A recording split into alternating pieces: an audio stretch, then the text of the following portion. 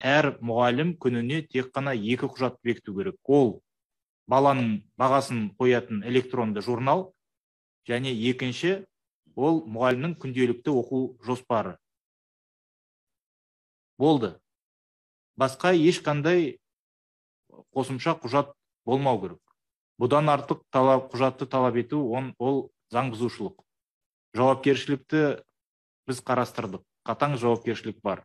Жалпы біз қазір заңнамаға өзгеріс енгіздік. Енді аттестация кезінде, директордың аттестациясы кезінде, директордың ротациясы кезінде, директорды тағайындау кезінде, жұмысқа алу кезінде біз арнайы базадан осы басшының мұғалімдердің құқығын бұзу мәселелері тіркелді ме, тіркелген жоқ па, осы ақпаратты тексереміз.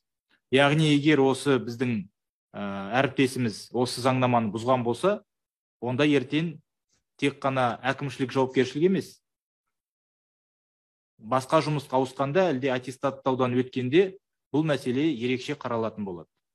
Осында естеріңізде сақтаңыздар. Әрине, бұның алдында болған жағдаймен салыстырғанда ол жер мен көктей.